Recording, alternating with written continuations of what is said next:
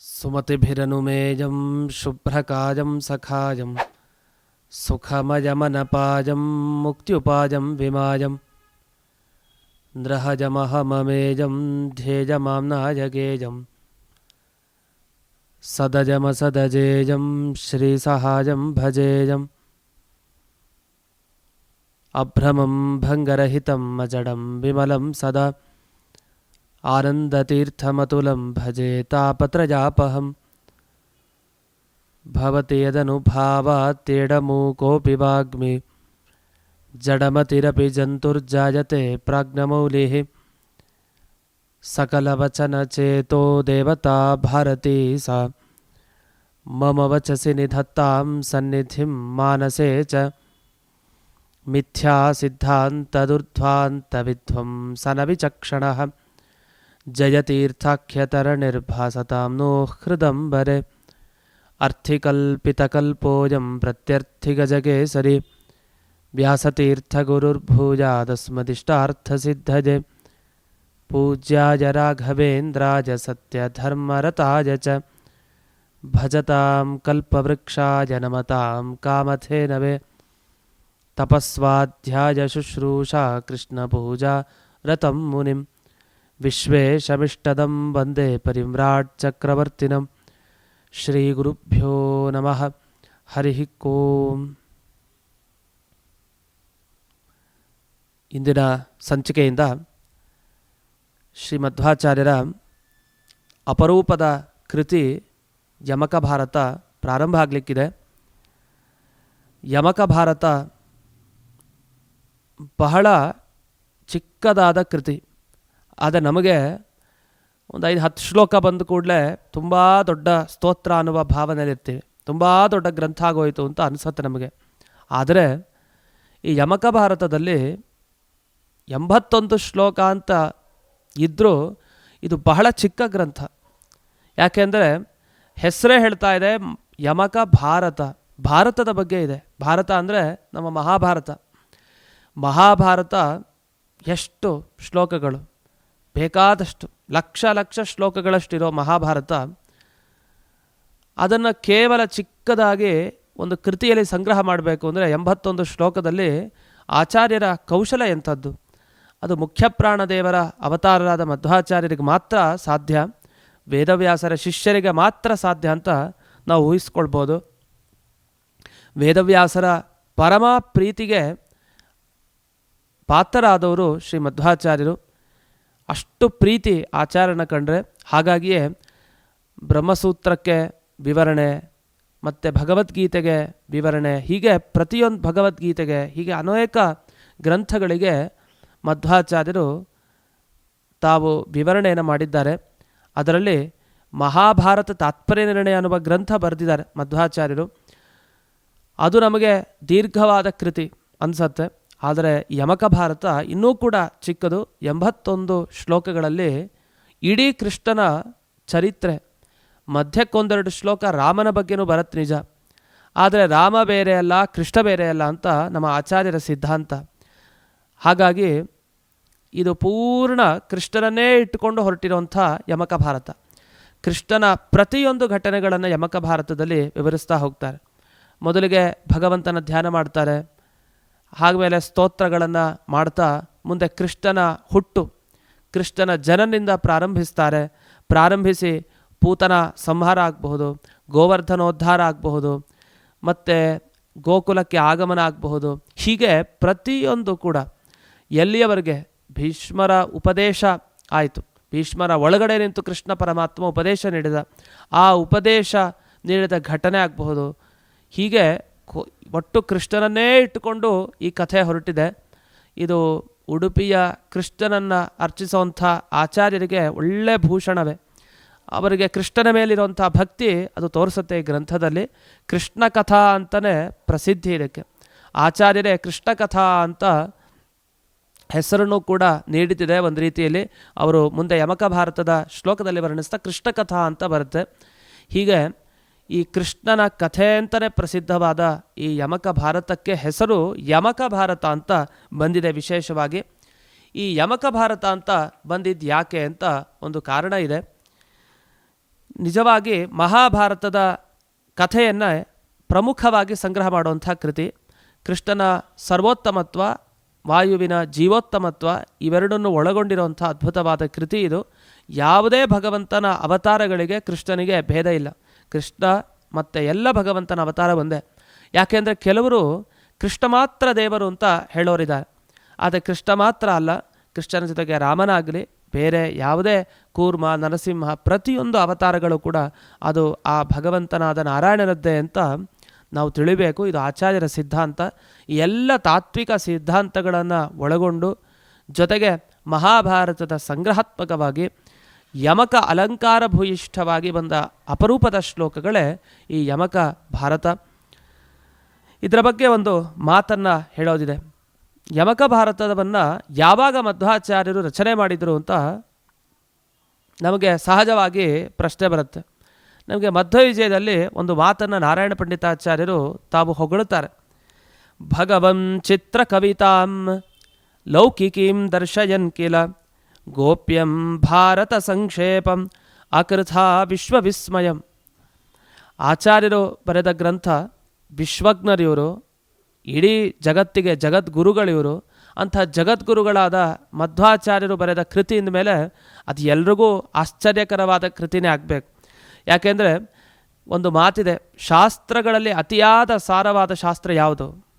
ಬೇಗ ನಮಗೆ ಇಡೀ ಶಾಸ್ತ್ರದ ಸಾರ ಗೊತ್ತಾಗಬೇಕು ಅಂದರೆ ಈ ಒಂದು ಗ್ರಂಥ ಓದಿದರೆ ಸಾಕು. ಆದರೆ ಆ ಗ್ರಂಥ ಓದೋದು ಬಹಳ ಕಷ್ಟ, ತುಂಬ ದೊಡ್ಡದು ಆ ಗ್ರಂಥ, ಅರ್ಥದಲ್ಲೂ ದೊಡ್ಡದು, ಶಬ್ದದಲ್ಲೂ ದೊಡ್ಡದು. ಅದು ಯಾವುದು? ವೇದವ್ಯಾಸರು ರಚನೆ ಮಾಡಿದ ಮಹಾಭಾರತ.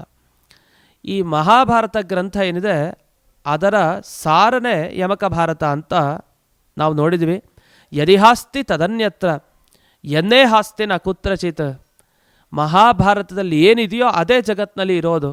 ಮಹಾಭಾರತದಲ್ಲಿ ಅದು ಇಲ್ಲ ಅಂದರೆ ಅದು ಜಗತ್ತಿನಲ್ಲೂ ಇಲ್ಲ ಅಂತಲೇ ಅರ್ಥ ಅಂತ ಇಂಥ ಒಂದು ಅದ್ಭುತವಾದ ಮಾತು ಮಹಾಭಾರತದ ಬಗ್ಗೆ ಇದೆ. ಅದೇ ರೀತಿ ನಾವು ಯಮಕ ಭಾರತದ ಬಗ್ಗೆ ಅನ್ಬಹುದು. ಯಾವುದು ಯಮಕ ಭಾರತದಲ್ಲಿ ಇದೆಯೋ ಅದೇ ಮಹಾಭಾರತದಲ್ಲಿರೋದು. ಯಾವುದು ಯಮಕ ಭಾರತದಲ್ಲಿ ಇಲ್ವೋ ಅದು ಮಹಾಭಾರತದಲ್ಲೂ ಇಲ್ಲ ಅಷ್ಟೆ. ಯಾಕೆ ಮಧ್ವಾಚಾರ್ಯರು ಸಾಕ್ಷಾತ್ತಾಗಿ ವೇದವ್ಯಾಸರ ಹತ್ರ ಅನೇಕ ಗ್ರಂಥಗಳನ್ನು ಅವರು ತಿಳಿದುಕೊಂಡವರು, ಭಗವಂತನ ಅನುಗ್ರಹಕ್ಕೆ ಪಾತ್ರರಾದವರು. ಅಂಥ ಯಮಕ ಭಾರತದ ಬಗ್ಗೆ ಭಗವಂಸ್ ಚಿತ್ರಕವಿತಾಂ, ಚಿತ್ರಕವಿತೆ ಅಂತ ಹೇಳ್ತಾರೆ. ನಾವು ಲೋಕದಲ್ಲಿ ಸಂಸ್ಕೃತ ಸಾಹಿತ್ಯದಲ್ಲಿ ಬೇಕಾದಷ್ಟು ತರಹ ಕೃತಿಗಳನ್ನು ನೋಡ್ತೀವಿ. ಅಲ್ಲಿ ಚಿತ್ರ ವಿಚಿತ್ರ ಕವಿತೆಗಳು. ಕೆಲವು ಕವಿತೆಗಳಲ್ಲಿ ಶ್ಲೋಕ ಕೇಳಲಿಕ್ಕೆ ಚೆನ್ನಾಗಿರುತ್ತೆ, ಅರ್ಥ ಬಹಳ ಕಷ್ಟ. ಕೆಲವು ಸಲ ಶ್ಲೋಕವನ್ನು ಕೇಳ್ತಾ ಯಾವ ಪದ ಹೇಳಿದ್ದಾರೆ, ಏನೇನು ಪದ, ಯಾಕಂದರೆ ರಿಪೀಟ್ ಆಗ್ತಾನೆ ಇರುತ್ತೆ ಒಂದೇ ಪದ. ಆ ಪದ ರಿಪೀಟ್ ಆದಷ್ಟು ಅದಕ್ಕೇನು ಅರ್ಥ ಗೊತ್ತಾಗಲ್ಲ. ಒಂದೊಂದೇ ಶಬ್ದಗಳಿಗೆ ಅನೇಕ ಅರ್ಥಗಳನ್ನು ಹೇಳಿರ್ತಾರೆ. ಉದಾಹರಣೆಗೆ ಯಮಕ ಭಾರತದಲ್ಲಿ ಒಂದು ಶ್ಲೋಕ ಬರುತ್ತೆ, ಅದು ಏಕಾಕ್ಷರಿ ಶ್ಲೋಕ. ನಮಗೆ ಸಂಸ್ಕೃತ ಸಾಹಿತ್ಯದಲ್ಲಿ ಬಹಳ ವಿರಳ ಇಂಥ ಶ್ಲೋಕದ ರಚನೆ. ನಮಗೆ ಮಧ್ವ ವಿಜಯದಲ್ಲಿ ಒಂದು ಕೇಳ್ತೀವಿ, ನಾನೇನೇನೇನೋ ಅಂತ ಒಂದು ಶ್ಲೋಕವನ್ನು ನಕಾರದಿಂದ ಆರಂಭಿಸೋದು ಕೇಳ್ತೀವಿ. ಮಧ್ವಾಚಾರ್ಯರ ಸ್ಫೂರ್ತಿ ನಾರಾಯಣ ಪಂಡಿತಾಚಾರ್ಯರಿಗೆ ಮಧ್ವಾಚಾರ್ಯರು ಬರೆಯುವಂಥ ಒಂದು ಶ್ಲೋಕ ಇದೆ, ಭಾ ಭಾ ಭಾ ಭಾ ಭಾ ಭಾ ಭಾ ಭಾ ಭಾ ಭಾ ಭಾ ಭಾ ಭಾ ಭಾ ಭಾ ಭಾ ಅಂತ ಹೀಗೆ ಮುಂದುವರಿಯುತ್ತಾ ಶ್ಲೋಕ. ಕೇವಲ ಭಕಾರದಿಂದ ಆರಂಭಿಸಿ ತಾವು ಶ್ಲೋಕವನ್ನು ರಚನೆ ಮಾಡಿದ್ದುಂಟು. ಇಂಥ ಅದ್ಭುತವಾದ ಯಮಕ ಅಲಂಕಾರದಿಂದ ಒಂದೇ ಅಕ್ಷರ ಅಂತ ನಮಗೆ ಅನಿಸುತ್ತೆ, ಆದರೆ ಒಂದೇ ಅಕ್ಷರದಲ್ಲಿ ಎಷ್ಟೆಷ್ಟು ಅರ್ಥಗಳನ್ನು ಅಡಗಿಸಿಟ್ಟಿದ್ದಾರೆ. ಇದೊಂದು ಸಂಸ್ಕೃತ ಸಾಹಿತ್ಯಕ್ಕೆ ಒಂದು ದೊಡ್ಡ ಕೊಡುಗೆ. ಆದರೆ ಇನ್ನೊಂದು ಭಗವಂತನ ಮಹಿಮೆಯನ್ನು ಕೂಡ ಅಷ್ಟು ಚೆನ್ನಾಗಿ ಈ ಯಮಕ ಭಾರತದ ಈ ಶ್ಲೋಕಗಳಲ್ಲಿ ಕಾಣಬಹುದು. ಒಮ್ಮೆ ಆಚಾರ್ಯರ ಬಗ್ಗೆ ಕೆಲವರು ಆಕ್ಷೇಪ ಮಾಡಿದ್ರಂತೆ. ನೋಡಿ, ಯಾರ ಬಗ್ಗೆನೂ ಆಕ್ಷೇಪ ಮಾಡೋದನ್ನು ಜನರು ಬಿಡಲ್ಲ. ಮಧ್ವಾಚಾರ್ಯರ ಮೇಲೂ ಕೂಡ ಆಕ್ಷೇಪ ಬಂತು. ಏನು ಆಕ್ಷೇಪ? ಇವರಿಗೆ ಬರೀ ವೇದಾಂತ ವಿದ್ಯೆಯಲ್ಲಿ ವಿದ್ವತ್ತಿದೆ. ಏಕೆಂದರೆ ಬ್ರಹ್ಮಸೂತ್ರಕ್ಕೊಂದು ಭಾಷ್ಯ ಬರೀತಾರೆ, ಅನುವ್ಯಾಖ್ಯಾನ ಬರೀತಾರೆ, ಎಷ್ಟು ಗ್ರಂಥ, 4 ವಿವರಣ ಗ್ರಂಥ ಬರೆದಿದ್ದಾರೆ. ಉಪನಿಷತ್ತುಗಳಿಗೆ ಬರೀತಾರೆ ಭಾಷ್ಯವನ್ನು, ಎಲ್ಲವೂ ಸರಿ, ಪುರಾಣಗಳಿಗೆ ಸರಿ. ಆದರೆ ಒಂದು ಕವಿತೆ ಮಾಡಲಿ ನೋಡೋಣ ಅಂತ ಕೆಲವರು ಆಕ್ಷೇಪಿಸಿದ್ರಂತೆ. ಆ ಆಕ್ಷೇಪ ಆಚಾರ್ಯರ ಶಿಷ್ಯರ ಕಿವಿಗೆ ಬಿತ್ತು. ಮಧ್ವಾಚಾರ್ಯರ ಸಾಮರ್ಥ್ಯ ಎಂಥದ್ದು, ಒಂದು ಕವಿತೆ ಬರೀಲಿಕ್ಕಾಗಲ್ವ? ಎಂಥ ದೊಡ್ಡ ಸಾಮರ್ಥ್ಯ ಅವರದು. ಕ್ಷುಲ್ಲಕ ಜನರು ಯಾವಾಗಲೂ ಹೀಗೆ ಮಾತನಾಡ್ತಾರೆ ಅಷ್ಟೇ ಅಂತ ಆ ಶಿಷ್ಯರು ಹೋಗಿ ಪ್ರಾರ್ಥನೆಯನ್ನು ಮಾಡಿದ್ರಂತೆ. ಗುರುಗಳೇ, ಹೀಗೆ ನಮಗೊಂದು ಚಿತ್ರಕವಿತೆ ಬೇಕು ಅಂತ. ಆಗ ಗೋಪ್ಯಂ ಭಾರತ ಸಂಕ್ಷೇಪಂ, ಮಹಾಭಾರತದ ಏನು ರಹಸ್ಯವಾದ ವಿಷಯಗಳಿದೆ, ಗೋಪ್ಯವಾದ ವಿಷಯ, ಅದನ್ನು ತಾವು ಇಡೀ ಜಗತ್ತಿಗೆ ಆಶ್ಚರ್ಯ ಆಗುವಂತೆ ಚಿಕ್ಕ ಗ್ರಂಥವನ್ನು ಅವರು ಬರೆದರು 81 ಶ್ಲೋಕಗಳಲ್ಲಿ ಅಂತ. ಹೀಗೆ ನಾರಾಯಣ ಪಂಡಿತಾಚಾರ್ಯರು ತಾವು ವಿವರಣೆ ಮಾಡಿದ್ದಿದೆ. ಅಲ್ಲದೆ ಇದೊಂದು ಸ್ಪರ್ಧೆಗೋಸ್ಕರ ಬರೆದಿದ್ದು ಅಂತ ಆಗ್ಬಿಡ್ತು. ಯಾಕೆಂದರೆ ಕೆಲವರು ಕೇಳಿದ್ರು, ಆಕ್ಷೇಪಿಸಿದರು. ಆಕ್ಷೇಪ ಪರಿಹಾರ ಮಾಡಲಿಕ್ಕೆ, ಇಲ್ಲ ನನಗೆ ಕವಿತಾ ಸಾಮರ್ಥ್ಯ ಇದೆ ಅಂತ ತೋರಿಸ್ಕೊಳ್ಳಿಕ್ಕೆ ಮಧ್ವಾಚಾರ್ಯರು ಒಂದು ಯಮಕ ಭಾರತ ಬರೆದರು ಅಂತಂದರೆ ಇಲ್ಲ. ಯಾಕೆಂದರೆ ಅವರೇ ಹೇಳುವಂತೆ ಭಕ್ತ್ಯೈ ವೋಕ್ತ ನ ಚಾತುರ್ಯ ಖ್ಯಾಪನಾಯ ಕಥಂಚನ ಅಂತ ಒಂದು ಮಾತು ಬರುತ್ತೆ. ಏನಂದರೆ ವಿವರಣೆ ಕೊಡ್ತಾ ಇದಕ್ಕೆ ಗೋಪ್ಯಂ ಭಾರತ ಸಂಕ್ಷೇಪಂ ಅಕೃತಾ ವಿಶ್ವವಿಸ್ಮಯಂ, ಈ ಮಹಾಭಾರತದ ರಚನೆ ಏನು ಮಾಡಿದ್ದಾರೆ ವೇದವ್ಯಾಸರು, ಅದರ ಸಂಕ್ಷೇಪವಾಗಿ ಬಂದ ಈ ಯಮಕ ಭಾರತದಲ್ಲಿ ವಿವರಣೆ ಏನು ಮಾಡಿದ್ದಾರೆ, ಚಿತ್ರ ಅಲಂಕಾರದಿಂದ ವಿವರಣೆ ಏನು ಮಾಡಿದ್ದಾರೆ, ಈ ವಿವರಣೆ ಮಾಡಿದ್ದು ಏತಕ್ಕೋಸ್ಕರ ಅಂತ ಪ್ರಶ್ನೆ ಮಾಡಿಕೊಂಡು ಅದಕ್ಕೆ ಉತ್ತರ ಕೊಡ್ತಾರೆ. ಭಕ್ತ್ಯೈವ ಉಕ್ತ ಅಂತ. ಇದು ಕೊಡೋ ವಿವರಣೆ, ಇದು ನರಹರಿ ತೀರ್ಥರು ಕೊಡುವಂಥ ವಿವರಣೆ. ಇದು ನರಹರಿ ತೀರ್ಥರು ಈ ಯಮಕ ಭಾರತಕ್ಕೆ ಟಿಪ್ಪಣಿಯನ್ನು ಬರೆದಿದ್ದಾರೆ. ಅವರು ವಿವರಣೆ ಮಾಡ್ತಾ ಭಕ್ತ್ಯೈವೋಕ್ತ ನ ಚಾತುರ್ಯ ಖ್ಯಾಪನಾಯ ಕಥಂಚನ ಅಂತ ಹೇಳಿದ್ದಾರೆ. ಕೇವಲ ಭಕ್ತಿಯಿಂದಲೇ, ಕೃಷ್ಣನ ಮೇಲಿರೋ ಭಕ್ತಿಯಿಂದಲೇ ಆಚಾರ್ಯರು ಬರೆದಿದ್ದು. ನ ಚಾತುರ್ಯ ಖ್ಯಾಪನಾಯ, ತಮಗೆ ಒಂದು ಪಾಂಡಿತ್ಯ ಇದೆ, ಈ ರೀತಿ ಚಿತ್ರಕವಿತೆಯನ್ನು ಮಾಡಲಿಕ್ಕೆ ಅದನ್ನು ತೋರಿಸ್ಬೇಕು ಅನ್ನೋ ಉದ್ದೇಶದಿಂದ ಯಮಕ ಭಾರತ ಬರೆದಿದ್ದಲ್ಲ, ಭಗವದ್ ಭಕ್ತಿಯಿಂದಲೇ ಆಚಾರ್ಯರು ಬರೆದಿದ್ದು ಅಂತ ನರಹರಿ ತೀರ್ಥರು ತಾವು ವಿವರಣೆ ಮಾಡ್ತಾರೆ. ನಮಗೆ ಯಮಕ ಭಾರತಕ್ಕೆ ಸುಮಾರು ಟಿಪ್ಪಣಿಗಳು ಸಿಗುತ್ತೆ. ನಮಗೆ ತಮ್ಮಣ್ಣಾಚಾರ್ಯರು ಅಂತ ಒಬ್ಬರು ಟಿಪ್ಪಣಿ ಬರೆದಿದ್ದಾರೆ. ಇನ್ನು ನರಹರಿ ತೀರ್ಥರ ಟಿಪ್ಪಣಿ 2 ಟಿಪ್ಪಣಿ ಬರೆದಿದ್ದಾರೆ. ನರಹರಿ ತೀರ್ಥರು ಸಾಕ್ಷಾತ್ ಆಚಾರ್ಯರ ಶಿಷ್ಯರು. ನರಹರಿ ತೀರ್ಥರು ಬರೀತಾ 2 ರೀತಿ ಟಿಪ್ಪಣಿ. ಒಂದು ಶ್ಲೋಕಮಯವಾದ ಟಿಪ್ಪಣಿ, ಶ್ಲೋಕಗಳ ಮುಖಾಂತರನೇ ಟಿಪ್ಪಣಿಯನ್ನು ಬರೆದುಬಿಟ್ಟಿದ್ದಾರೆ ಪ್ರತಿಯೊಂದು ವಿವರಣೆ. ಮತ್ತೊಂದು ವಾಕ್ಯಗಳಲ್ಲಿ ವಿವರಣೆ ಮಾಡ್ತಾ ಹೋಗಿದ್ದಾರೆ. ಹೀಗೆ 2 ರೀತಿಯಾದ ಟಿಪ್ಪಣಿಗಳನ್ನು ಒಂದೇ ಗ್ರಂಥಕ್ಕೆ ಅವರು ಬರೀತಾರೆ. ಯಾಕೆಂದರೆ ಶ್ಲೋಕರೂಪವಾದ ಟಿಪ್ಪಣಿ ಅರ್ಥ ಮಾಡ್ಕೊಳ್ಳೋದು ಬಹಳ ಕಷ್ಟ ಆಗ್ಬಿಡತ್ತೆ ಕೆಲವು ಸರಿ. ಯಮಕ ಭಾರತನೇ ಶ್ಲೋಕಾತ್ಮಕ, ಅದರಲ್ಲಿ ವಿವರಣೆನೂ ಶ್ಲೋಕರೂಪವಾಗಿ ಕೊಟ್ಟರೆ ಜನರಿಗೆ ಕಷ್ಟ ಅಂಥೇಳಿ ಮಂದರಿಗೋಸ್ಕರ ಸುಲಭವಾಗಿ ಅವ್ರಿಗೆ ಅರ್ಥ ಆಗಲಿ ಅನ್ನೋ ದೃಷ್ಟಿಯಿಂದ ವಾಕ್ಯದ ರೂಪದಲ್ಲಿ ವಿವರಣೆಯನ್ನು ಮಾಡಿದ್ದಿದೆ. ಹೀಗೆ ಯಮಕ ಭಾರತದ ಟಿಪ್ಪಣಿಗಳು ಅನೇಕ ಇವೆ. ಯಾದುಪತ್ಯ ಟಿಪ್ಪಣಿ, ಯದುಪತಿ ಆಚಾರ್ಯರು ಬರೀತಾ ಒಂದು ಮಾತನ್ನು ಹೇಳ್ತಾರೆ. ನಮಗೆ ಮಹಾಭಾರತ ತಾತ್ಪರ್ಯ ನಿರ್ಣಯ ಪಾರಾಯಣ ಮಾಡಿದರೆ ಸಮಗ್ರ ಮಹಾಭಾರತದ ಪಾರಾಯಣ ಮಾಡಿದ್ರೆ ಏನು ಫಲನೋ, ರಾಮಾಯಣ ಗ್ರಂಥದ ಪಾರಾಯಣ ಮಾಡಿದರೆ ಏನು ಫಲನೋ ಅಷ್ಟೂ ಫಲ ಕೇವಲ ಮಹಾಭಾರತ ತಾತ್ಪರ್ಯ ನಿರ್ಣಯ ಗ್ರಂಥದ ಪಾರಾಯಣದಿಂದ ನಮಗಾಗತ್ತೆ ಅಂತ ಹೇಳ್ತಾರೆ. ಆದರೆ ಮಹಾಭಾರತ ತಾತ್ಪರ್ಯ ಎಷ್ಟು ಶ್ಲೋಕ? ಅದೊಂದು 5,000ದಷ್ಟು ಶ್ಲೋಕ ಇದೆ. ಅಷ್ಟು ಒಂದು ದಿವಸದಲ್ಲಿ ಪಾರಾಯಣ ಮಾಡೋದು ಕಷ್ಟ. ಪ್ರತಿ ದಿವಸ ನಮಗೆ ಮಹಾಭಾರತ ಪಾರಾಯಣ ಮಾಡಿದರೆ ಏನು ಫಲ ಬೇಕೋ ಅದು ಬರಬೇಕು. ಅದಕ್ಕೊಂದು ಸುಲಭವಾದ ಉಪಾಯ ಏನು ಅಂದರೆ, ಯಮಕ ಭಾರತ ಆಚಾರ್ಯರು ಏನು ರಚನೆ ಮಾಡಿದ್ದಾರೆ, ಈ ಯಮಕ ಭಾರತವನ್ನು ಒಂದು ಬಾರಿ ಪಾರಾಯಣ ಮಾಡಿದ್ರೆ ಸಾಕಂತೆ. ಹೇಳ್ತಾರೆ, ಪ್ರತ್ಯಹಂ ಪಠನೇನ ಭಾರತ ಪಠನ ಜನಿತ ಫಲಸಿದ್ಧ್ಯರ್ಥಂ. ಪ್ರತಿ ದಿವಸ ಯಮಕ ಭಾರತವನ್ನು ಪಾರಾಯಣ ಮಾಡೋದ್ರಿಂದ ಮಹಾಭಾರತವನ್ನು ಪಠನ ಮಾಡಿದರೆ ಎಷ್ಟು ಫಲನೋ ಅಷ್ಟು ಫಲ ಸಿಗತ್ತೆ ಅಂತ ಯಾದುಪತ್ಯ ಟಿಪ್ಪಣಿಯಲ್ಲಿ ಹೇಳ್ತಾರೆ. ಹೀಗೆ ಇಂಥ ಅದ್ಭುತವಾದ ಯಮಕ ಭಾರತ ಅನ್ನುವ ಹೆಸರಾದರೂ ಯಾಕೆ ಬಂತು ಅಂತ ಈಗ ನೋಡೋಣ. ಯಮಕ ಅಂತ ನಮ್ಮ ಕಾವ್ಯ ಸಾಹಿತ್ಯದಲ್ಲಿ, ಸಂಸ್ಕೃತ ಸಾಹಿತ್ಯದಲ್ಲಿ ಒಂದು ಅಲಂಕಾರ. ನೀವು ಈ ಶ್ಲೋಕಗಳನ್ನು ಗಮನಿಸ್ಬೋದು. ಪ್ರತಿ ಶ್ಲೋಕ ಈ ಯಮಕ ಭಾರತದಲ್ಲಿ ಶಬ್ದಗಳೇನೋ ಅದದೇ ಕೇಳಿಸ್ತಾ ಇರುತ್ತೆ, ಆದರೆ ಅರ್ಥ ಮಾತ್ರ ವ್ಯತ್ಯಾಸ ಇರುತ್ತೆ. ಅಲ್ಲಿ ಬಿಡಿಸಿ ಹೇಳೋದು. ಒಂದು ಉದಾಹರಣೆಗೆ ನಮ್ಮ ಸಂಸ್ಕೃತದಲ್ಲಿ ಒಂದು ಮಾತಿದೆ, ಶ್ವೇತೋಧಾವತಿ ಅಂತ ಒಂದು ಮಾತಿದೆ. ಶ್ವೇತೋಧಾವತಿ ಅಂದರೆ ಏನು? ಧಾವತಿ ಅಂದರೆ ಓಡ್ತಾನೆ ಅಂತ ಅರ್ಥ. ಯಾರು? ಶ್ವೇತಃ ಅಂತ ಹೇಳಿದೆ. ಶ್ವೇತಃ ಅನ್ನೋ ಶಬ್ದಕ್ಕೆ ಬಿಳಿ ಅಂತ ಅರ್ಥ. ಹಾಗಾದರೆ ಬಿಳಿ ಬಣ್ಣದ ವ್ಯಕ್ತಿಯೊಬ್ಬ ಅವನು ಓಡ್ತಾ ಇದ್ದಾನೆ ಅಂತ ಹೇಳ್ತೀವಿ. ಅದು ವಾಸ್ತವಿಕವಾಗಿ ಮೇಲ್ನೋಟಕ್ಕೆ ಶ್ವೇತೋಧಾವತಿ ಅಂತ ಒಂದೇ ಅರ್ಥ ತೋರ್ತಾ ಇದೆ. ಆದರೆ ಇದನ್ನು ಅರ್ಥ ಮಾಡ್ಕೊಳ್ಳೋನು ಬೇರೆ ಥರ ಹೇಳ್ತಾನೆ. ಏನಂತ? ಶ್ವಾ ಈತೋ ಧಾವತಿ. ಇವನೇನು ಹೇಳ್ತಾ ಇದ್ದಾನೆ? ಬಿಳಿಯಾದ ವ್ಯಕ್ತಿ ಓಡ್ತಾ ಇದ್ದಾನೆ ಅಂತ ಅರ್ಥ ಅಲ್ಲ, ಹೊರತು ಶ್ವಾ ಈತಃ ಧಾವತಿ. ಈತಃ ಅಂದರೆ ಇಲ್ಲಿಂದ, ಶ್ವಾ ಅಂದರೆ ನಾಯಿ ಅಂತ ಅರ್ಥ. ಹಾಗಾದ್ರೆ ನಾಯಿ ಇಲ್ಲಿಂದ ಓಡ್ತಾ ಇದೆ ಅಂತ ಅರ್ಥ. ಇದನ್ನು ಶ್ವೇತೋ ಧಾವತಿ ಅಂತ ಹೀಗೆ ಬಿಡಿಸ್ಕೊಂಡು ಹೇಳ್ತಾರೆ. ಕೆಲವ್ರಿಗೆ ಅರ್ಥ ಆಗುತ್ತೆ ಶ್ವೇತೋ ಧಾವತಿ ಅಂದರೆ ಬೇರೆಯೇ ಅರ್ಥ. ಏನರ್ಥ? ಶ್ವೇತಃ ಅಂದರೆ ಕುಷ್ಠರೋಗ ಇರೋನಿಗೆ ಶ್ವೇತಃ ಅಂತ ಕರೀತಾರೆ. ಅವನು ಧಾವತಿ ಅಂದರೆ ಓಡೋದಲ್ಲ, ಅವನು ಮೈ ತೊಳ್ಕೊಳ್ತಾ ಇದ್ದಾನೆ, ಸ್ನಾನ ಮಾಡ್ತಾ ಇದ್ದಾನೆ, ದೇಹ ಶೋಧನೆ ಮಾಡ್ಕೊಳ್ತಾ ಇದ್ದಾನೆ ಅಂತ ಅರ್ಥ. ಹೀಗೆ ಒಂದೇ ವಾಕ್ಯವನ್ನು ಕೇಳಿದಾಗ ಒಬ್ಬೊಬ್ಬರಿಗೆ ಒಂದೊಂದು ಅರ್ಥ ಆಗಲಿಕ್ಕೆ ಸಾಧ್ಯತೆ ಇದೆ. ಅದು ಒಂದೇ ಶಬ್ದ. ಶ್ವೇತಃ ಅನ್ನೋದನ್ನು ಬಿಡಿಸ್ಕೊಂಡ್ರೆ ಬೇರೆ ಅರ್ಥ, ಧಾವತಿ ಅನ್ನೋದಕ್ಕೆ ಬೇರೆ ಅರ್ಥ, ಶ್ವೇತೋಧಾವತಿ ಅನ್ನೋದಕ್ಕೆ ಸೇರಿಸಿ ಇನ್ನೊಂದು ಅರ್ಥ. ಇದೇ ಥರ ಇನ್ನೊಂದನ್ನು ಹೇಳ್ತಾರೆ, ಗಾಮ್ ಆನಯ ಅಂತ ಹೇಳ್ತಾರೆ. ಇದೆಲ್ಲ ಶಾಸ್ತ್ರದಲ್ಲಿ ಬಳಸುವಂಥ ವೈದುಷ್ಯ ಪೂರ್ಣವಾದ ಮಾತುಗಳು. ಗಾಮ್ ಆನಯ ಅಂದರೆ ಹಸುನ್ ಕರ್ಕೊಂಬ ಅಂತ ಅರ್ಥ. ಅದಕ್ಕೆ ಗೋ ಅನ್ನೋ ಶಬ್ದಕ್ಕೆ ಭೂಮಿ ಅಂತ ಅರ್ಥ ಇದೆ. ಇಡೀ ಭೂಮಿನ ಕರ್ಕೊಂಬ, ತಗೊಂಡ್ಬಾ ಅಂತ. ಒಂದು ಹಸುನ್ ಕರ್ಕೊಂಬರೋದೇ ಕಷ್ಟ ಆಗಿದೆ, ಇನ್ನು ಸಮಗ್ರ ಜಗತ್ತನ್ನು ಎತ್ಕೊಂಡು ಬರೋದು ಎಲ್ಲಿಂದ ಸಾಧ್ಯ? ಅದು ಅಸಾಧ್ಯವಾದ ಮಾತು. ಗಾಮ್ ಆನಯ ಅಂತ ಹೇಳೋದಿದೆ. ಹೀಗೆ ಒಂದೇ ವಾಕ್ಯಗಳಿಗೆ, ಒಂದೇ ಕೇಳೋವಂಥ ಶಬ್ದಗಳಿಗೆ ಬೇಕಾದಷ್ಟು ಅರ್ಥ ಇದೆ. ಈ ಯಮಕದ ಬಗ್ಗೆ ಹೇಳ್ತಾ ಒಂದು ಮಾತಿದೆ, ಅವ್ಯಪೇತವ್ಯಪೇತಾತ್ಮ ವ್ಯಾವೃತ್ತಿರ್ವರ್ಣ ಸಂಹತೆ ಯಮಕಂ ಅಂತ ಹೇಳ್ತಾರೆ.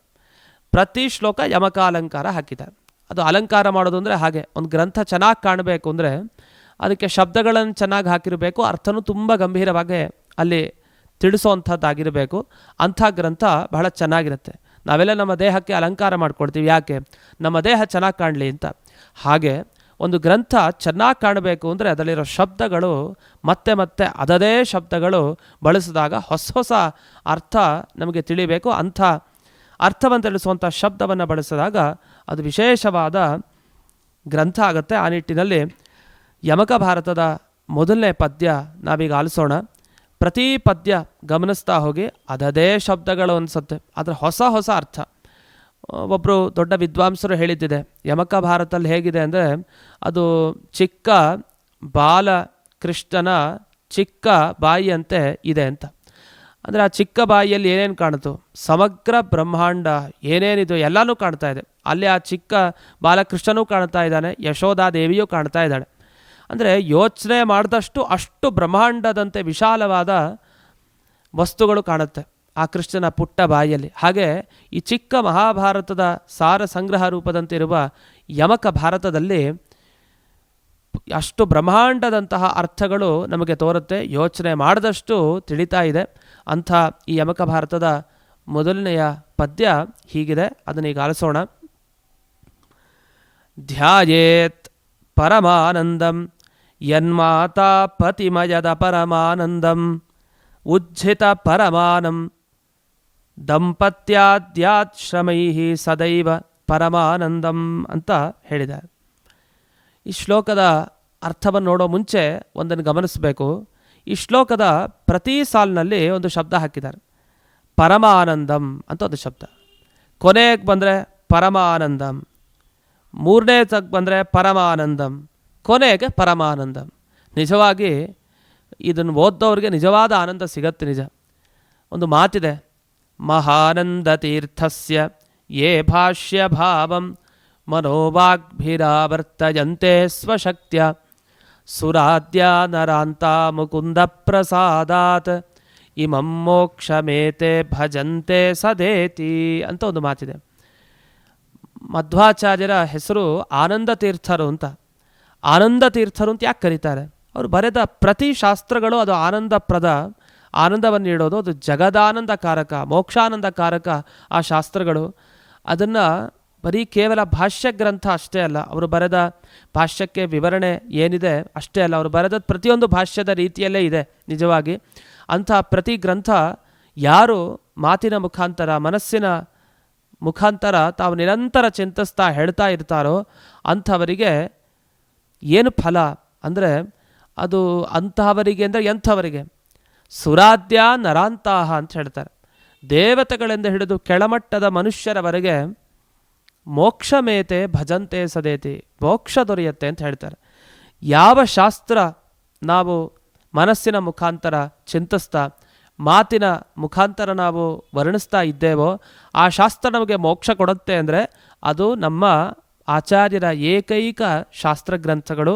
ಅಂಥ ಅದ್ಭುತವಾದ ಶಾಸ್ತ್ರಗ್ರಂಥಗಳಲ್ಲಿ ಯಮಕ ಭಾರತದ ಸೌಂದರ್ಯ ನೋಡಿ. ಪರಮಾನಂದಂ ಪರಮಾನಂದಂ ಪರಮಾನಂದಂ ಪರಮಾನಂದಂ 4 ಸಲ ಈ ಶಬ್ದವನ್ನು ಬಳಸಿದ್ದಾರೆ. ಅದು ನಮಗೆ ಶಬ್ದ ಒಂದೇ ಅಂತ ಅನಿಸುತ್ತೆ ಓದಿದಾಗ, ಆದರೆ ಬಿಡಿಸ್ಕೊಂಡು ಅನೇಕ ರಹಸ್ಯಾರ್ಥಗಳನ್ನು ನಮ್ಮ ಟಿಪ್ಪಣಿಕಾರರು ಪ್ರತಿಯೊಬ್ಬರು ಬಿಡಿಸಿದ್ದಾರೆ. ಅವ್ರಿಗೆ ಎಷ್ಟು ಆನಂದ ಅಂದರೆ ಒಂದು ಶ್ಲೋಕ ಬಿಟ್ಟು ಮುಂದಕ್ಕೆ ಹೋಗೋದೇ ಇಲ್ಲ, ಅಷ್ಟು ಅರ್ಥಗಳನ್ನು ಹೇಳಿದ್ದಾರೆ. ನಾವು ಯಥಾಮತಿಯಾಗಿ ಎಷ್ಟೆಷ್ಟು ಸಾಧ್ಯವೋ ಅಷ್ಟನ್ನು ಪ್ರತಿ ಸಂಚಿಕೆಗಳಲ್ಲಿ ನಾವು ಅರ್ಥಾನುಸಂಧಾನ ಮಾಡ್ತಾ ನಿರಂತರವಾಗಿ ಹೋಗೋಣ. ಮೊದಲನೇದಾಗಿ ಈ ಶ್ಲೋಕದ ಸಾರ ಅರ್ಥ ನೋಡೋಣ. ಧ್ಯಾಯೇತ್ ಅಂತ ಹೇಳ್ತಾರೆ, ಮೊದಲು ಧ್ಯಾನ ಮಾಡಿ ಅಂತ ಹೇಳಿದ್ದಾರೆ. ಜೀವನದಲ್ಲಿ ಇದೇ ಮುಖ್ಯ. ನೀವು ಯಾವುದ್ಯಾವುದೋ ಧ್ಯಾನ ಮಾಡೋದಲ್ಲ, ಧ್ಯಾನ ಮಾಡಲಿಕ್ಕೆ ಒಂದು ಕ್ರಮ ಇದೆ. ಧ್ಯಾನ ಅಂದರೆ ನಮಗೆ ಗೊತ್ತಿರಲ್ಲ ನಿಜವಾಗಿ. ಧ್ಯಾನ ಅಂದ್ರೇನು? ಸಂತತಂ ಹರಿಸ್ಮರಣಂ ಮನಸಾ ಚಿಂತನಂ. ಒಂದು ರೂಪ ಯೋಚನೆ ಮಾಡೋದು, ಭಗವಂತನ ದಿವ್ಯ ರೂಪ. ಈಗ ನಾವು ಯಮಕ ಭಾರತ ಪ್ರಾರಂಭ ಮಾಡಿದ್ದೀವಿ. ಕೃಷ್ಣ ಹೇಗಿದ್ದಾನೆ ಯೋಚಿಸಿ. ನೀವು ಯಾವ್ಯಾವ ರೀತಿಯ ಕೃಷ್ಣನನ್ನು ಧ್ಯಾನ ಮಾಡ್ತೀರೋ ಆ ರೀತಿ ಫಲ ನಿಮಗೆ ಸಿಗತ್ತೆ. ನಿಮಗೆ ಸತ್ಸಂತಾನಾದಿ ಭಾಗ್ಯಗಳು ಸಿಗಬೇಕಾ? ಯಮಕ ಭಾರತದಿಂದ ಮೊದಲನೇ ಶ್ಲೋಕ ಗಮನಿಸಿ.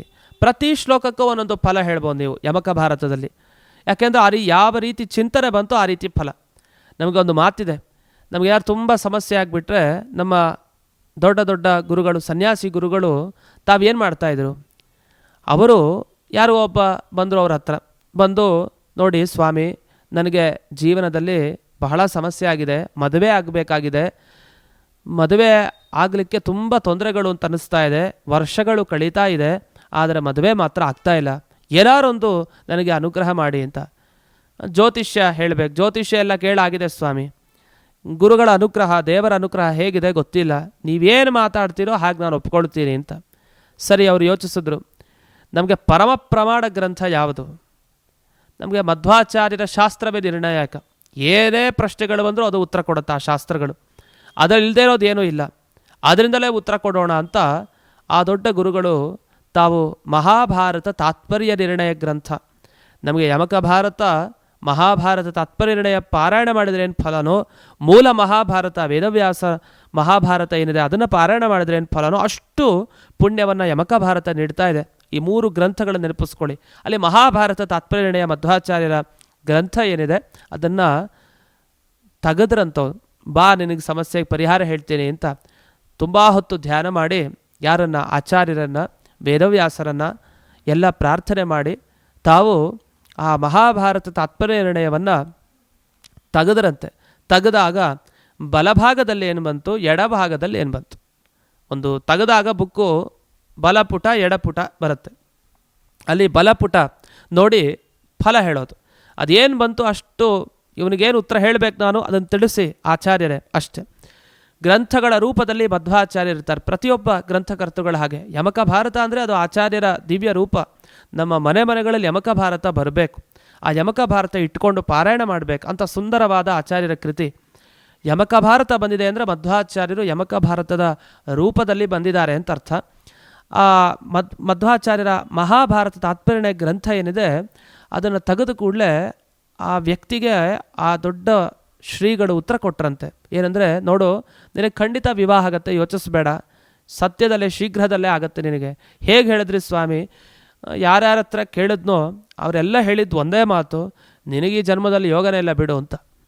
ಜ್ಯೋತಿಷ್ಯ ಶಾಸ್ತ್ರದವರೆಲ್ಲ ಹೇಳಿದ್ದೇನು, ಜನ್ಮದಲ್ಲಿ ಯೋಗನೇ ಇಲ್ಲ ನಿನಗೆ ಅಂತ. ಆದರೆ ಮಧ್ವಾಚಾರ್ಯರ ನಿರ್ಣಯ, ಗ್ರಂಥದ ನಿರ್ಣಯ ಹಾಗೇ ಆಗುತ್ತೆ. ಅದು ಹೇಗೆ ಗೊತ್ತಾಯಿತು ಅಂದರೆ, ಮಹಾಭಾರತ ತಾತ್ಪರ್ಯ ಗ್ರಂಥ ತೆಗೆದ ಭಾಗ ಏನಿತ್ತು ಆ ಭಾಗ ಬಂದಿದ್ದು ಅದು ರುಕ್ಮಿಣಿ ಕಲ್ಯಾಣ ಪ್ರಸಂಗ ಇತ್ತಂತೆ. ಸ್ವಲ್ಪ ಅಡಚಣೆ ಇರುತ್ತೆ ಅಂತ ಅರ್ಥ. ಕೃಷ್ಣ ಬೇಗ ರುಕ್ಮಿಣಿಯನ್ನು ತಾನು ಕರ್ಕೊಂಡು ಬಂದ, ಎಷ್ಟೋ ವಿವಾದಗಳಾಯಿತು, ಏನೇನೋ ಸ್ವಲ್ಪ ಘಟನೆಗಳು ನಡೆದು ಸ್ವಲ್ಪ ವಿಘ್ನಗಳಿದೆ ಅಷ್ಟೇ, ಆದರೆ ಪರಿಹಾರ ಖಂಡಿತ ಆಗೇ ಆಗುತ್ತೆ. ಕೊನೆಗೆ ಕೃಷ್ಣನಿಗೆ ರುಕ್ಮಿಣಿ ಸಿಕ್ಕಿದ್ಲು, ನಿನಗೆ ಖಂಡಿತ ಒಳ್ಳೆಯದಾಗತ್ತೆ ಅಂತ ಹೇಳಿದ್ರಂತೆ. ಸ್ವಲ್ಪ ವಿಘ್ನಗಳಿದೆ, ಅದೆಲ್ಲ ಕಳೆದಿದೆ, ಈಗ ಆಚಾರ್ಯರ ನಿರ್ಣಯ ಆಗಿದೆ, ಆಚಾರ್ಯ ಏನು ನಿರ್ಣಯ ಕೊಟ್ಟಿದ್ದಾರೆ, ನಿನಗೆ ಕಲ್ಯಾಣ ಆಗತ್ತೆ ಹೋಗು ಅಂತ. ಅದಾಗ ಒಂದು ವಾರದಲ್ಲೇ ಅವನಿಗೆ ಗೊತ್ತಾಯಿತು, ಅವನಿಗೆ ವಿವಾಹ ಕಲ್ಯಾಣ ನಿಶ್ಚಯ ಆಯಿತು. ಅವನು ಬಂದು ಮತ್ತೆ ಸಾಷ್ಟಾಂಗ ನಮಸ್ಕಾರ ಮಾಡಿ ಆಚಾರ್ಯರ ಅನುಗ್ರಹವನ್ನು ಸ್ಮರಿಸ್ತಾ ನಿರಂತರ ಅವನು ಮಹಾಭಾರತ ತಾತ್ಪರ್ಯ ಗ್ರಂಥವನ್ನು ಪಾರಾಯಣ ಮಾಡಲಿಕ್ಕೆ ಶುರು ಮಾಡಿದ. ಮುಂಚೆ ಏನು ಶ್ರದ್ಧೆ ಇತ್ತೋ ಅದರ ಡಬಲ್ ಶ್ರದ್ಧೆ ಇನ್ನೂ ಜಾಸ್ತಿ ಆಯಿತು. ಯಮಕ ಭಾರತವೂ ಅಷ್ಟೇ ಆಚಾರ್ಯರು ಹೇಗೆ ಅಲ್ಲಿ ಮಹಾಭಾರತ ತಾತ್ಪರ್ಯದಲ್ಲಿ ಒಂದು ಮಹತ್ವ ಇಟ್ಟಿದ್ದಾರೆ, ಅದೇ ರೀತಿ ಈ ಗ್ರಂಥಕ್ಕೂ ಅಷ್ಟೇ ಸುಂದರವಾಗಿ ಒಂದೊಂದು ಪದವೂ ಕೂಡ ಒಂದೊಂದು ಅರ್ಥವನ್ನು ನೀಡುತ್ತೆ. ಧ್ಯಾಯೇತ್, ಧ್ಯಾನ ಮಾಡಿ ಅಂತ. ಅದರಿಂದ ನಾವು ಯಾವುದನ್ನು ಧ್ಯಾನ ಮಾಡ್ತೀವೋ, ಹೇಗೆ ನಾವು ಬೇಕು ಅಂತ ಅಪೇಕ್ಷೆ ಪಟ್ಟು ಈ ಗ್ರಂಥ ತೆಗಿತೀವೋ ಅದರ ಫಲ ನಮಗೆ ಸಿಗುತ್ತೆ. ಏನು ಧ್ಯಾನ ಮಾಡಬೇಕು ಅಂತಂದರೆ ಪರಮಾನಂದಂ ಅಂತ ಹೇಳ್ತಾರೆ. ಅತಿಯಾದ ಉತ್ಕೃಷ್ಟ ಆನಂದ, ಪರಮಾನಂದ, ಅದನ್ನು ಧ್ಯಾನ ಮಾಡಿ ಅಂತ. ಏನಿದು ಆನಂದ ಧ್ಯಾನ ಮಾಡೋದು ಅಂದರೆ ಏನು ಕಲ್ಲಿನ ಮೂರ್ತಿನ ಧ್ಯಾನ ಮಾಡಲಿಕ್ಕೆ ಅಂದರೆ ಹೌದು ನಿಜ, ಏನು ಕಲ್ಲಿನ ಮೂರ್ತಿ ಏನಲ್ಲ, ಆದರೆ ಪರಮ ಆನಂದ ರೂಪಿ ಪರಮಾತ್ಮನನ್ನು ಧ್ಯಾನ ಮಾಡಿ ಅಂತ ಅರ್ಥ. ನಿಮಗೆ ಅವನಷ್ಟು ಆನಂದ ಪಡೀಲಿಕ್ಕೆ ಜೀವನದಲ್ಲಿ ಸಾಧ್ಯ ಇಲ್ಲ. ನೀವು ಮೋಕ್ಷಕ್ಕೆ ಹೋದರೂ ನಿಮ್ಮ ಯೋಗ್ಯತೆಗೆ ತಕ್ಕಷ್ಟು ಆನಂದ ಅಷ್ಟೇ. ನಮಗೆಲ್ಲ ನಿಜವಾದ ಪರಿಪೂರ್ಣ ಆನಂದ ಅದು ಲಕ್ಷ್ಮಿಗೂ ಇಲ್ಲ ಅಂದಮೇಲೆ ನಾವು ಯೋಚಿಸೋ ಹಾಗಿಲ್ಲ. ಅದು ನಿಜವಾದ ಪರಮ ಆನಂದ ಅದು ದೇವರಿಗೆ. ಅಂಥ ಪರಮಾನಂದಂ ಧ್ಯಾಯೇತ್ ಅಂತ ಹೇಳ್ತಾರೆ. ನಮ್ಮ ಜೀವನದ ಪ್ರಮುಖ ಉದ್ದೇಶ ಅದು ಧ್ಯಾನ ಆಗಬೇಕು. ಆ ಧ್ಯಾನ ಅದು ಕೃಷ್ಣನ ಧ್ಯಾನ. ಎಂಥ ಧ್ಯಾನ? ಕೃಷ್ಣ ತಾನು ಯಶೋಧಾದೇವಿಯ ತೊಡೆ ಮೇಲೆ ಮಲ್ಕೊಂಡಿದ್ದಾನೆ. ಮಲ್ಕೊಂಡು ತಾನು ಕೈಯಿಂದ ತಾನು ಯಶೋದೆಯ ಭುಜವನ್ನು ಹಿಡಿದಿದ್ದಾನೆ. ಒಂದು ಕಣ್ಣಿನಿಂದ ನೇರವಾಗಿ ತನ್ನ ತಾಯಿಯನ್ನು ನೋಡ್ತಾ ಇದ್ದಾನೆ. ಆನಂದ ಭರಿತಾನೆ. ಮಗು ತನ್ನ ತಾಯಿ ನೋಡ್ಬೇಕಾದ್ರೆ ಖುಷಿಯಿಂದ ಇರುತ್ತೆ, ಬಹಳ ಸಂತೋಷದಿಂದ. ಇಂಥ ಸಂತುಷ್ಟವಾದ ಸ್ಥಿತಿಯಲ್ಲಿ ಕೃಷ್ಣನ ಚಿಂತನೆ ಮಾಡಿ ನಾವು ಯಮಕ ಭಾರತ ಪಾರಾಯಣ ಮಾಡಿದರೆ ಎಂಥ ಫಲ? ಸತ್ಸಂತಾನ ಫಲ ಅವಶ್ಯವಾಗಿ ಲಭ್ಯ. ಹಾಗೆ ಗೋಪಿಕಾಸ್ತ್ರೀಯರೊಟ್ಟಿಗೆ ಕೃಷ್ಣ ತಾನು ನಿಂತುಕೊಂಡು ರಾಸಕ್ರೀಡೆಯನ್ನು ಆಡ್ತಾ ಇರುವಂಥ ಚಿಂತನೆ ಮಾಡಿದರೆ ನಿಮಗೆ ಹೇಳ್ತೀನಿ ಎಂಥ ಫಲ. ಖಂಡಿತ ಒಳ್ಳೆ ಕಲ್ಯಾಣದ ಯೋಗ ಖಂಡಿತ. ಹೀಗೆ ಪ್ರತಿ ಶ್ಲೋಕಕ್ಕೂ ಕೂಡ ನಾವು ವಿಶೇಷವಾಗಿ ಮುಂದೆ ಚಿಂತನೆ ಮಾಡಲಿಕ್ಕಿದ್ದೇವೆ. ಯಾವ್ಯಾವ ಶ್ಲೋಕದಿಂದ ಏನೇನು ಫಲ ನಮಗೆ ಸಿಗಬಹುದು ಅದನ್ನು ಆ ಘಟನೆಯನ್ನು ಗಮನಿಸಿದ್ರೆ ಗೊತ್ತಾಗುತ್ತೆ ನಮಗೆ. ಈ ಶ್ಲೋಕವನ್ನು ಹೇಳಿದ್ರೆ ನಮಗಿಂಥ ಫಲ ಸಿಗತ್ತೆ. ಅದೇನೆಂದರೆ, ನಾವು ಡಾಕ್ಟರ್ ಹತ್ರ ಹೋಗ್ತೀವಿ, ಜ್ಯೋತಿಷ್ಯಗಳ ಹತ್ರ ಹೋಗ್ತೀವಿ, ಯಂತ್ರ ತಂತ್ರಗಳೇನೇನಿದೆ, ಒಳ್ಳೆಯ ಯಂತ್ರ, ಒಳ್ಳೆಯ ತಂತ್ರಗಳು ಮತ್ತು ಔಷಧಿ ಎಲ್ಲವೂ ಅಷ್ಟೇ. ನೀವು ಯಾವ ರೀತಿ ಶ್ರದ್ಧೆ ಭಾವನೆಯನ್ನು ಇಟ್ಟಿರ್ತೀರೋ ಅಂಥ ಫಲ ಅದರಿಂದ ಸಿಗತ್ತೆ. ಏನೋ ಶ್ರದ್ಧೆನೇ ಇಲ್ಲ, ಸುಮ್ಮನೆ ಕಾಟಾಚಾರಕ್ಕೆ ಮಾಡ್ತೀರಿ ಅಂದರೆ ಅದು ಸಿಗೋದಿಲ್ಲ. ಯಾವ ರೀತಿ ಭಾವನೆಯನ್ನು ಮಾಡ್ತೀವೋ ಆ ರೀತಿ ಫಲ ನಮಗೆ ಅದರಿಂದ ಸಿಗತ್ತೆ. ಆ ರೀತಿಯಲ್ಲಿ ಪ್ರಕೃತ ಧ್ಯಾಯೇತ್ ಪರಮ ಆನಂದಂ ಅಂತ ಹೇಳಿದ್ರು. ಯನ್ಮಾತ ಪತಿಂ ಅಯತ್ ಅಪರಮಾನಂದಂ. ಮುಂದೆ ಪರಮಾನಂದ ಅಲ್ಲ, ಅಪರಮಾನಂದ ಅಂತ ಹೇಳ್ತಾರೆ. ಇದೇನಿದು? ಮೊದಲು ಪರಮಾನಂದ ರೂಪಿ ಪರಮಾತ್ಮನನ್ನು ಧ್ಯಾನ ಮಾಡಿ ಅಂಥೇಳಿ ಮುಂದೆ ಅಪರಮಾನಂದಂ ಅಂತ ಹೇಳ್ತಿರಲ್ಲ, ಇದೇನಿದು ಅಂದರೆ ಇಲ್ಲಿ ಮಾತಾ ಅಂತ ಹೇಳಿದ್ರು. ಮಾತಾ ಅಂದರೆ ಏನು? ಎರಡು ಅರ್ಥ ಹೇಳ್ತಾರೆ ಇಲ್ಲಿ ನರಹರಿ ತೀರ್ಥರು.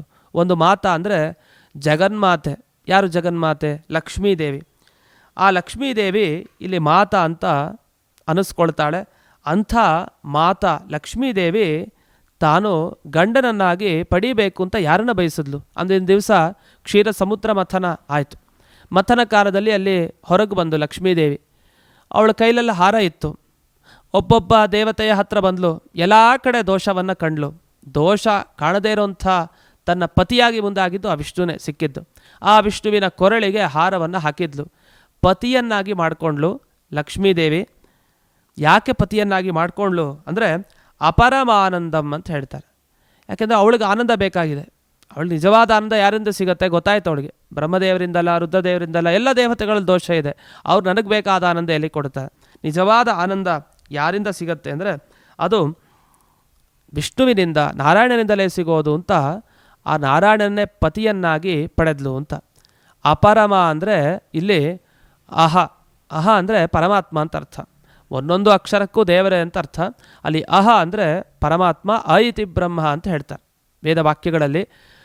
ಅ ಅಂದರೆ ವಿಷ್ಣುವನ್ನೇ ಪರಮ ಅತ್ಯಂತ ಶ್ರೇಷ್ಠನನ್ನಾಗಿ ಪಡೆದವಳು. ಅಂದರೆ ಮಿಕ್ಕಿದವರು ಯಾರು ಶ್ರೇಷ್ಠ ಅಲ್ಲ ಅಂತ ಅರ್ಥ. ಅಂದರೆ ಬ್ರಹ್ಮಾದಿಗಳೆಲ್ಲ ಲಕ್ಷ್ಮೀದೇವಿಗಿಂತ ಚಿಕ್ಕವರು ಅಂತ ಅರ್ಥ. ಇಂಥ ಅಪರಮ ಆನಂದಂ ಅಯತ್ ಹೊಂದಿದ್ಲು ಅಂತ ಅರ್ಥ. ಹಾಗಾದರೆ ಯಾವ ಜಗನ್ಮಾತೆ ಲಕ್ಷ್ಮಿ ತಾನೇ ಎಲ್ಲ ದೇವತೆಗಳನ್ನು ಬಿಟ್ಟು ತನ್ನ ಪತಿಯನ್ನಾಗಿ ವಿಷ್ಣುವನ್ನು ಆರಿಸ್ಕೊಂಡು ನಿಜವಾದ ಆನಂದವನ್ನು ಪಡೆದ್ಲೋ, ಉಜ್ಜಿತ ಪರಮಾನಂದಂ ಅಂತ ನಾವು ಬಿಡಿಸ್ಕೊಬಾರ್ದು. ಹೇಳಬೇಕಾದ್ರೆ ಆ ರೀತಿ ಅನ್ಸತ್ತಿಲ್ಲಿ. ಇಲ್ಲಿ ನೋಡಿ, ಮೊದಲಿಗೆ ಪರಮಾನಂದ ಅಂತ ಹಾಕಿದ್ರು, ಮುಂದಿನ ಶ್ಲೋಕ ಇಲ್ಲೇ ಬಂದರೆ ಅಪರಮಾನಂದ ಅಂತ ಆಯಿತು. ಇನ್ನು ಉಜ್ಜಿತ ಪರಮಾನಂ ದಮ್ ಅಂತ ಬಿಡಿಸ್ಕೊಬಾರ್ದು. ಅಲ್ಲಿ ದಂಪತಿ ಅಂತ ಮುಂದಕ್ಕೆ ಶಬ್ದ ಇದೆ, ಪರಮಾನಂ ಅಂತ ಅಷ್ಟೇ ಬಿಡಿಸ್ಕೊಳ್ಬೇಕು. ಆಗ ಉಜ್ಜಿತ ಪರಮಾನಂ ಅಂದರೆ ಏನು? ಪರ ಅಂದರೆ ಶತ್ರುಗಳು, ಅಥವಾ ನಮ್ಮಲ್ಲಿರೋ ಕೆಟ್ಟ ಕೆಟ್ಟಂಥ ಗುಣಗಳು ಇದನ್ನೆಲ್ಲ ಬಿಟ್ಬಿಡ್ಬೇಕಂತೆ. ಯಾರು ಇಂಥ ಕಾಮಕ್ರೋಧಾದಿಗಳನ್ನು ಬಿಟ್ಟಿರ್ತಾರೋ ಅಂಥವರಿಗೆ ಮಾನಂ ನಿಜವಾದ ಜ್ಞಾನ ಕೊಟ್ಟು ಸಲಹುತ್ತಾನಂತೆ. ಅಂಥ ಪರಮ ಆನಂದ ರೂಪಿ ಆ ಪರಮಾತ್ಮನನ್ನು ಧ್ಯಾನ ಮಾಡಿ ಅಂತ ಹೇಳ್ತಾರೆ. ಅಷ್ಟೇ ಅಲ್ಲ, ಸದೈವ ಪರಮಾನಂದ. ಕೆಲವ್ರಿಗೆ ಆನಂದ ಕೊಡ್ತಾನೆ ನಿಜ, ಅದು ಯಾವಾಗಲೂ ಸಿಗುವಂಥ ಆನಂದ. ಯಾವಾಗಲೂ ಸಿಗುವಂಥ ಆನಂದ. ಎನ್ನ ದುಃಖೇನ ಸಂಭಿನ್ನಂ ನಚಗ್ರಸ್ತಮನಂತರಂ ಅಭಿಲಾಷೋಪನೀತಂ ಚ ತತ್ಪದಂ ಸ್ವಪದಾಸ್ಪದಂ. ಯಾವ ಆನಂದ ಸಿಕ್ಕಿದ್ರೆ ಮತ್ತೆ ದುಃಖ ಸಿಗೋದೇ ಇಲ್ಲ, ನಿರಂತರವಾಗಿ ಹೋಗ್ತಾ ಇರುತ್ತೆ. ಅಂತಹ ಒಂದು ಅದ್ಭುತವಾದ ಆನಂದ ಸಿಗಬೇಕು. ಅದು ಯಾವುದು? ಮೋಕ್ಷಾನಂದ. ಯಾವಾಗಲೂ ಸಿಗಬೇಕಾದ ಮೋಕ್ಷಾನಂದ ಯಾರಿಗೆ ಕೊಡ್ತಾನೆ ಅಂದರೆ ದಂಪತ್ಯಾದಿ ಆದ್ಯಾಶ್ರಮೈ ಅಂತ ಹೇಳ್ತಾರೆ. ದಂಪತ್ಯಾದಿ ಆದ್ಯಾಶ್ರಮೈ ಅಂದರೆ ಏನರ್ಥ ಅಂದರೆ ಅದಕ್ಕೆಲ್ಲಿ ಬಿಡಿಸ್ತಾ ಒಂದು ರೀತಿ ಬಿಡಿಸ್ತಾರೆ, ದಂಪತಿ ಆದ್ಯಾಶ್ರಮೈ ಹೀಗೂ ಹೇಳ್ತಾರೆ. ಇದಕ್ಕೇನರ್ಥ ಅಂದರೆ ದಂಪತಿ ಅಂದರೆ ಗೃಹಸ್ಥಾಶ್ರಮ ಅಂತ ಅರ್ಥ. ಆದ್ಯ ಅಂದರೆ ಗೃಹಸ್ಥಾಶ್ರಮದ ಮೊದಲಿಗಿರೋ ಆಶ್ರಮ ಯಾವುದು? ಬ್ರಹ್ಮಚರ್ಯ ಅಂತ ಅರ್ಥ. ಬ್ರಹ್ಮಚಾರಿ. ಹಾಗಾದರೆ ಬ್ರಹ್ಮಚಾರಿಗಳಿಗೆ ಮತ್ತು ಗೃಹಸ್ಥರಿಗೆ ಮತ್ತು ಈ ಎರಡು ಆಶ್ರಮವನ್ನು ಹೊಂದಿದ ಇನ್ನೆರಡು ಆಶ್ರಮ ಯಾವುದು? ಅದು ಒಂದು ವಾನಪ್ರಸ್ಥಾಶ್ರಮ, ಇನ್ನೊಂದು ಸನ್ಯಾಸಾಶ್ರಮ. ಹಾಗಾದರೆ ಈ 4 ಆಶ್ರಮದವರಿಗೆ ಯಾವಾಗಲೂ ಆನಂದ ಕೊಡ್ತಾನೆ ಅಂತ. ನಮಗೆ ಯಾವಾಗಲೂ ಆನಂದ ಇರುತ್ತಾ? ಬ್ರಹ್ಮಚಾರಿಯಾಗಿದ್ದಾಗ ಒಂದು ರೀತಿ ದುಃಖ, ಗೃಹಸ್ಥನಾಗಿದ್ದಾಗ ಒಂದು ರೀತಿ ದುಃಖ, ವಾನಪ್ರಸ್ಥನಾಗಿದ್ದಾಗಲೂ ಅಷ್ಟೇ, ಸನ್ಯಾಸಾಶ್ರಮ ಹೊಂದಿದಾಗಲೂ ಅಷ್ಟೇ. ಅಂದರೆ ಇದು ನಿಮ್ಮ ಬಗ್ಗೆ ಹೇಳ್ತಾರೋ ಕಥೆನೇ ಅಲ್ಲ. ಮೋಕ್ಷ ಯೋಗ್ಯತೆ ಯಾರಿಗಿರೋದು? ದೇವ ಏವ ಬ್ರಹ್ಮಚಾರಿಣಃ, ದೇವ ಏವ ಗೃಹಸ್ಥಾಃ, ದೇವ ಏವ ವಾನಪ್ರಸ್ಥಾಃ, ಸನ್ಯಾಸಿನಶ್ಚ ಅಂತ ಒಂದು ಮಾತಿದೆ. ಇದಕ್ಕೇನರ್ಥ? ದೇವತೆಗಳಿಗೆ ಒಟ್ಟು 4 ಆಶ್ರಮ ಅಂತೆ. ಅವರು ಎಲ್ಲ ಆಶ್ರಮದಲ್ಲೂ ಇರ್ತಾರಂತೆ. ಆ ದೇವತೆ ಇಂದ್ರದೇವರಿಗೆ ಉದಾಹರಣೆಗೆ ಅವರೇ ಬ್ರಹ್ಮಚಾರಿಯಾಗೂ ಇರ್ತಾರೆ, ಗೃಹಸ್ಥರಾಗೂ ಇರ್ತಾರೆ, ವಾನಪ್ರಸ್ಥರಾಗೂ ಇರ್ತಾರೆ, ಸನ್ಯಾಸಿಯಾಗೂ ಇರ್ತಾರೆ. 4 ಆಶ್ರಮ ಸಕಲ ದೇವತೆಗಳಿಗಿದೆ. ಈ ದೇವತೆಗಳಿಗೆ ಮೋಕ್ಷ ಅಂತೂ ಕಟ್ಟಿಟ್ಟ ಬುತ್ತಿ ಅಂತೆ. ಯಾಕೆಂದರೆ ದೇವತಾ ಪದವಿಗೆ ಬರಬೇಕು ಅಂದರೆ ಭಗವಂತನ ಅಪರೋಕ್ಷ ಜ್ಞಾನ ಆಗೇ ಬರಬೇಕು. ಅವರು ದೇವರಿಗೆ ಕಾಣಿಸ್ಲಿಲ್ಲ ಅಂದರೆ ಅವರು ದೇವತಾ ಪದವಿನೇ ಬರಲ್ಲ. ಅಂಥ ದೇವತಾ ಪದವಿಯನ್ನು ಹೊಂದಿದ ದೇವತೆಗಳಿಗೆ ನಿಜವಾದ ಮೋಕ್ಷಾನಂದ ಯಾರಿಂದ ಸಿಗತ್ತೋ ಅಂಥ ಪರಮಾನಂದಂ ಧ್ಯಾಯೇತ್ ಅಂತ ಇಲ್ಲಿಗೆ ನಮಗೆ ಯಮಕ ಭಾರತದ ಮೊದಲನೇ ಪದ್ಯದ ಒಂದು ಸಂಕ್ಷಿಪ್ತವಾದ ವಿವರಣೆಯನ್ನು ನೋಡಿದ್ದೇವೆ. ಹೀಗೆ ಅನೇಕ ಟಿಪ್ಪಣಿಗಳಲ್ಲಿ ನಮಗೆ ನರಹರಿ ತೀರ್ಥರು, ತಮ್ಮಣ್ಣಾಚಾರ್ಯರು, ರಘುತ್ತಮ ತೀರ್ಥರ ಶಿಷ್ಯರು ತಮ್ಮಣ್ಣಾಚಾರ್ಯರು ಅಂತ ಅವರು ಬರೆದ ವ್ಯಾಖ್ಯಾನ ಆಗಬಹುದು. ಸಾಕ್ಷಾತ್ ಶಿಷ್ಯರಾದ ನರಹರಿ ತೀರ್ಥರು ಅವರ ವ್ಯಾಖ್ಯಾನಕ್ಕೆ ಬಹಳ ಬೆಲೆ ಇದೆ. ಯಾಕೆಂದರೆ ಸಾಕ್ಷಾತ್ತಾಗಿ ಆಚಾರ್ಯರಿಗೆ ತೋರಿಸಿ ಅದರ ಬೀಗ ಮುದ್ರಿಕೆ ಅಲ್ಲಿ ಅದಕ್ಕೆ ಬಿದ್ದಿರುತ್ತೆ. ಅಂಥ ವ್ಯಾಖ್ಯಾನ ಈ ಅನೇಕ ಟಿಪ್ಪಣಿಕಾರರು ಹೇಳ್ತಾರೆ, ನರಹರಿ ತೀರ್ಥರ ವ್ಯಾಖ್ಯಾನ ಅರ್ಥ ಮಾಡ್ಕೊಳ್ಳಿಕ್ಕೂ ನಾವು ಬರೆದಿದ್ದೀವಿ ಅಂತ ಕೆಲವರು ಹೇಳಿದ್ದಾರೆ.